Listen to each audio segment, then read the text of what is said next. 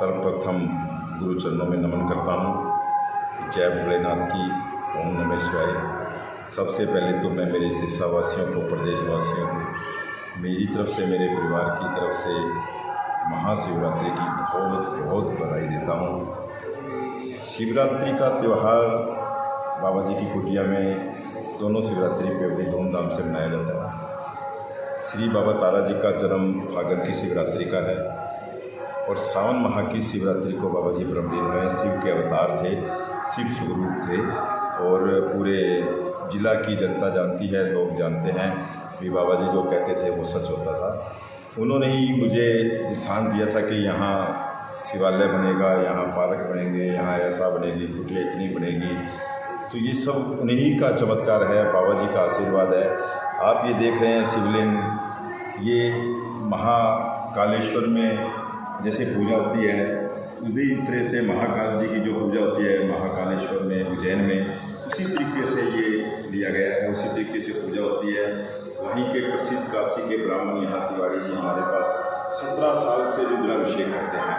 आप ये जलेरी देख रहे हैं, शिवालय देख रहे हैं पूरा, और ये जो बिल्डिंग भी अपने आप में देख रहे हैं ये शिवलिंग के आकार की बिल्डिंग है और उसी के अंदर शिवालय स्थापित है। और यहाँ 17 साल से रुद्राभिषेक होता है। यहाँ लोग जो मन्नत मांग के जाते हैं उनकी मन्नत पूरी होती है। क्योंकि यहाँ मेरे को ये जो बहुत एक हिस्ट्री की बात है ये, क्योंकि मुझे दृष्टांत दिया था कि मैं उज्जैन में वहाँ ऐसे ऐसे वहाँ हूँ, मुझे लेकर आओ और यहाँ लाकर स्थापित करो। तो मैं खुद जाकर वहाँ से लेके आया था और लाकर मैंने यहाँ स्थापित किया था। और भोलेनाथ के आगे तो एक बार बोलने की जरूरत है, उसकी मनोकामना पूर्ण होती है। जैसे भी देखेंगे तिवारी जी, आप दिखाइए क्या, जैसे इसके अंदर साक्षात मतलब ये जो नर्मदा नदी से निकले हुए हैं नंदेश्वर हैं, और इसके अंदर आप देखेंगे कि आपको ये त्रिशूल नज़र आएगा इसके अंदर शिवालय में। ये अपने आप में एक चमत्कारी शिवलिंग है और बहुत ही प्रसिद्ध शिवलिंग है, आप देख रहे हैं। तो ये ऐसी चीज़ें हैं, पूरा श्रृंगार वही तरीके से महाकाल जी में होता है वैसे ही करते हैं। इसी तरीके से हमने यहाँ जो हमारे पास शिव मूर्ति है, ये मेरे ख्याल से अपने इस इलाके में सबसे बड़ी जो खड़ी सी मूर्ति में है। आपको खड़ी हनुमान जी की मिल जाएगी, बुद्धा जी की मिल जाएगी। भोलेनाथ की मूर्ति जो है वो बाबा तारा की कुटिया में सबसे बड़ी 108 फीट की मूर्ति है। इसके साथ साथ ये मूर्ति के अंदर एक चीज़ और है, चमत्कारी मूर्ति है ये, कि आप देखेंगे कि वर्ल्ड के अंदर जहाँ भी आप भोलेनाथ को देखेंगे तो वो एक समाधि के रूप में उनके चेहरे के अंदर एक अलग तरीके की वो चीज़ होती है। लेकिन यहाँ जब भोलेनाथ को आप देखेंगे तो ये भोलेनाथ मुस्कुरा रहे हैं और आशीर्वाद दे रहे हैं, बहुत ज़्यादा आशीर्वाद देते हैं, बहुत तरीके से। आप देखेंगे कि आपकी तरफ देख के हंस रहे हैं, आप उधर जाके देखेंगे तो आपकी तरफ देखेंगे, उधर जाके हंस रहे हैं। तो ये एक चमत्कारी मूर्ति बनी है अपने आप में, तो बहुत आशीर्वाद है भोलेनाथ का। उसी चीज़ों को देखते हुए कल महाशिवरात्रि पे महा आरती का आयोजन किया जा रहा है। बहुत बड़ा आयोजन है, पहली बार सिरसा के अंदर होगा बाबा तारा कुटिया में।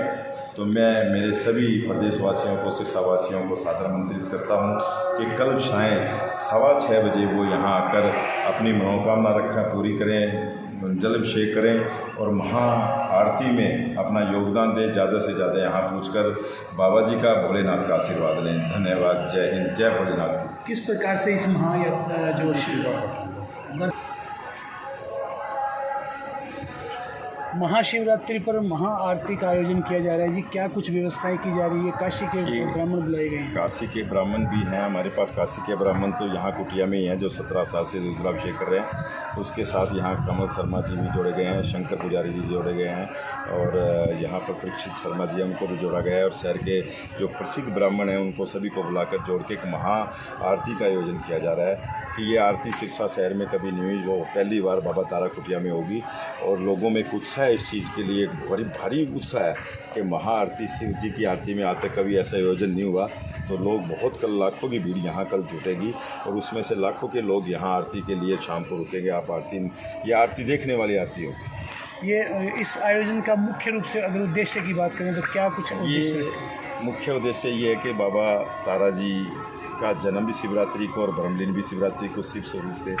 यहाँ आकर जो अपनी मन्नत मांगता है उसकी मन्नत 1 मिनट में पूरी होती है बाबा जी के आगे। आप यहाँ देखेंगे चमत्कारी चीज़ें हैं सारी, जैसे शिवालय है, शिव मूर्ति है, बाबा जी आप बैठे हैं, विराजमान है। अभी आप ये लान देखेंगे, लोगों को ये समझ में आता है कि ये पार्क है, लोगों को पता नहीं है कि अगर आप गूगल पे जाएंगे, गूगल से देखेंगे तो ये पार्क भी अपने आप में एक अद्भुत पार्क है। ये पार्क नहीं है, ये स्वास्तिक चिन्ह है। स्वास्तिक चिन्ह पे बनाया गया। अगर आप अपने गूगल से देखेंगे श्री बाबा तारा कुटिया का भर के, अगर आप तारा बाबा कुटिया गूगल से देखेंगे तो आपको स्वास्तिक चिन्ह नज़र आएगा। ये स्वास्तिक चिन्ह बना हुआ है, बीच में एक म्यूजिकल फाउंटेन है, ये ऐसी चीज़ें, यहाँ सारी चीज़ें, गुफा है।